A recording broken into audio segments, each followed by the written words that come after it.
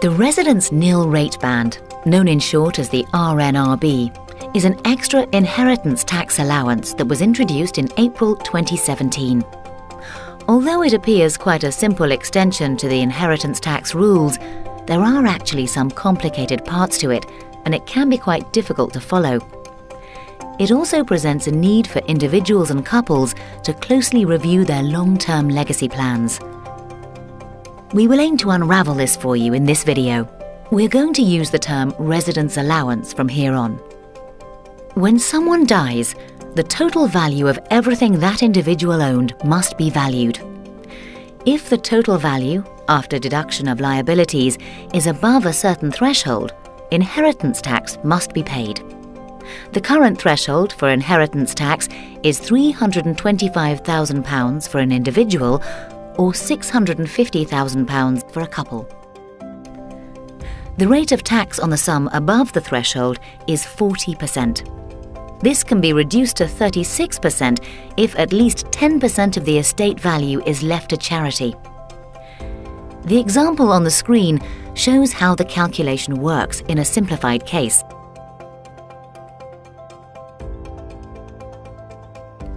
However, today there is an extra allowance, the residence allowance, which is for people who own residential property. This is an extra amount added to the main allowance, and the value of this extra amount is increasing year on year over the 4 years after it was introduced, as shown. In tax year 2020-2021, the allowance could be £325,000 of the basic allowance plus £175,000 of the additional allowance, making a total of £500,000 for each individual and £1 million for a couple. In its simplest form, this is a boost in the amount of the overall allowance for property owners that applies on death.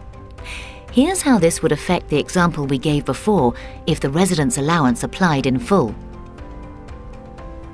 However, things get complicated by a range of factors. The first is that to use the additional residence allowance, the person who died must have left their home or a share of it to their direct descendants. If you leave the home to anyone else, the extra allowance will not apply. For example, nephews, nieces, brothers and sisters do not qualify under this definition. Secondly, the property itself must be a residential property. It cannot be commercial nor a buy-to-let property investment that the individual never lived in. It could be a holiday or a second home, even possibly an overseas property, but only one property can be counted in the calculations.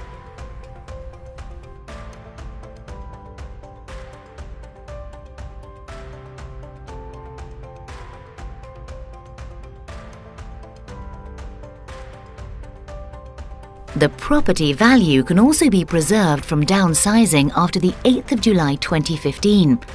So if an individual or a couple sell their home to buy another, the value of the original property will be maintained for the calculations.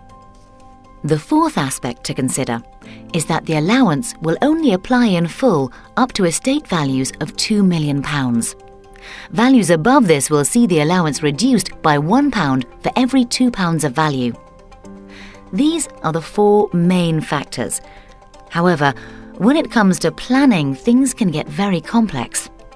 For example, many individuals and families have investments which may have exemption from inheritance tax, or have made gifts, or intend to make gifts in their lifetime, or have trusts in place, or want to leave money to charities, or have their wills drawn up in certain ways to be most tax efficient.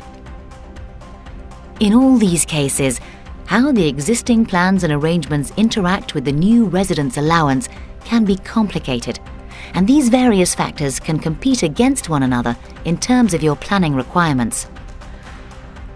Therefore, it is best to review all current and future plans, including the legacy plans, to see how the residence allowance impacts upon any other planning. It is also true to say that it is possible to lose the benefit of the new allowance by default if your affairs are not structured accordingly. We are here to help you to ensure your finances are organized to make the most of this extra allowance.